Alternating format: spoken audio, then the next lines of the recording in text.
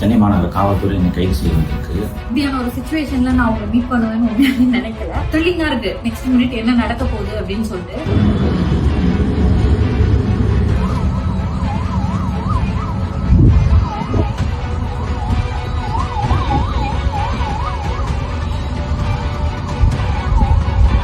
அவர் எங்கள் அட்வொகேட் வந்தால் தான் நான் கதவை திறந்து வாங்குவேன் அப்படின்னாரு. சரிங்க சார், நாங்கள் வெயிட் பண்ணுறோம்னு சொல்லி நாங்கள் வெயிட் பண்ணிட்டு இருக்கோம். இப்போ உங்கள் ஜூனியர்ஸ் 3 பேர் வந்துட்டாங்க. அவருக்கு கதவை தட்டி உங்கள் அட்வொகேட் வந்துட்டாங்க sir. 1 second sir, 1 second sir. Easy sir, உங்கள் நம்பருக்கு சார் வரேன்.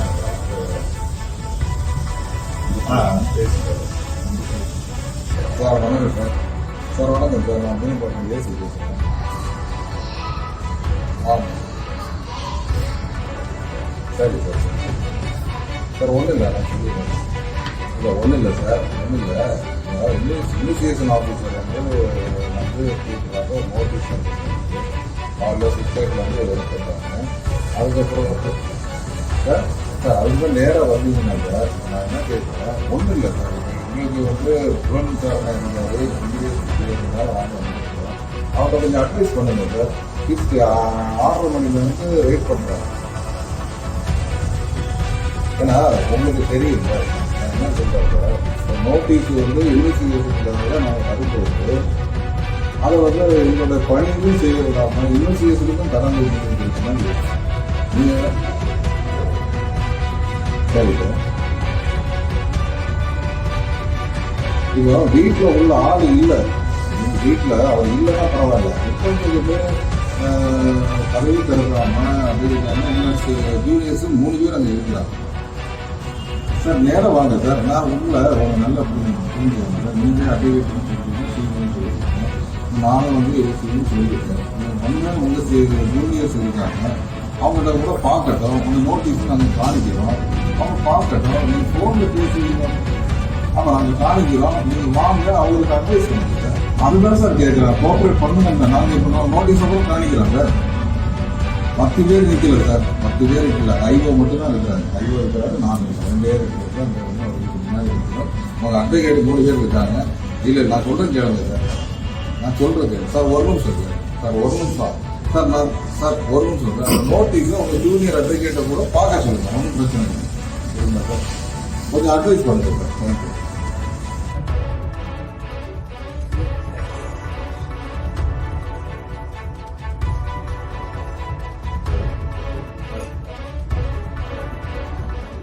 சென்னை மாநகர காவல்துறை என்னை கைது செய்ய வந்திருக்கு.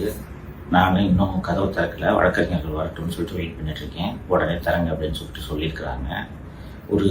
ஒரு மாதம் முன்னாடி அக்டோபர் எண்டில் ஒரு சம்மன் ஒன்று வந்துச்சு ஆலம்பாக்கம் ஸ்டேஷன்லேருந்து, நீங்கள் இந்த வழக்குக்கு வாங்க அப்படின்னு சொல்லிட்டு. அது என்ன வழக்கு அப்படின்ட்டு எடுத்து பார்த்தா, ரெட் அண்ட் ஃபாலோ அப்படின்ட்டு ஒரு படத்தோட தயாரிப்பாளர் புருஷோத்தமன் என்பவர்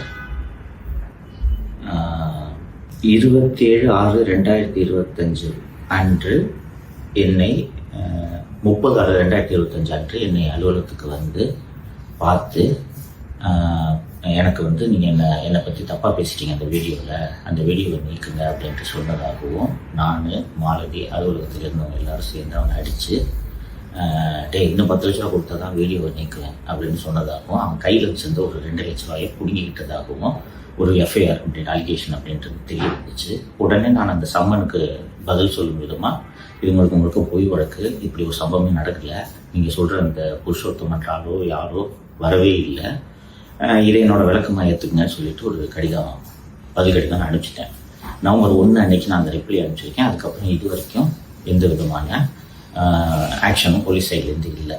நேற்று நைட்டு சென்னை மாநகர காவல்துறை ஆணையர் திரு அருண் அவர்கள் பினாமி நிறுவனத்தின் மூலம் ஏகப்பட்ட முதலீடுகளை செய்திருக்கிறார் என்ற விவரங்களை வெளியிட்டதும் விடிகாத்தால இதே வழக்கில் கைது செய்யறதுக்கு வந்திருக்கிறாங்க. வழக்கறிஞர்கள் வந்த பிறகுதான் கதவை திறக்க முடியும், வெயிட் பண்ணுங்கன்னு சொல்லியிருக்கேன். இப்படியான ஒரு சுச்சுவேஷன்ல நான் உங்களை மீட் பண்ணுவேன்னு உண்மையாவே நினைக்கல. பட் த்ரில்லிங்கா இருக்கு நெக்ஸ்ட் மினிட் என்ன நடக்க போகுது அப்படின்னு சொல்லிட்டு. சார் அரெஸ்ட் பண்ண வந்திருக்காங்க போலீஸ். அதே எஃப்ஐஆர்ல பாத்தீங்கன்னா என் பேர் இருக்கு, பிளஸ் 4 அதர்ஸ் அப்படின்னு ஆட் பண்ணி இருக்காங்க. மொத்தம் 20 எஃப்ஐஆர் பெண்டிங்ல இருக்கு அப்படின்றதுனால கிட்டத்தட்ட 3-4 மாசம் வெளியே வர முடியாது. அதனாலதான் வந்து இன்னைக்கு சனிக்கிழமை ஹைகோர்ட் லீவா இருக்க நாள்ல பார்த்து கைது பண்ண வந்திருக்காங்க. லாயர்ஸோட கன்சல்ட் பண்ணிட்டு அதுக்கப்புறமா அடுத்தடுத்த ப்ராசஸ் நடக்கும் அப்படின்னு நான் நம்புறேன். இப்ப வரைக்கும் உங்களோட பேச முடியுது. இதுதான் நிலைமை. சிச்சுவேஷன் என்னன்னு உங்ககிட்ட எக்ஸ்பிளைன் பண்ணிடலாம்னு நான் நினைச்சிருக்கேன். எப்பவுமே கூட நின்றுருக்கீங்க, உங்களை ஒரு குடும்பமா நான் பாக்குறேன் அப்படின்றதுனால இன்ஃபார்ம் பண்ணிடுவோம் அப்படின்னு நினைச்சேன்.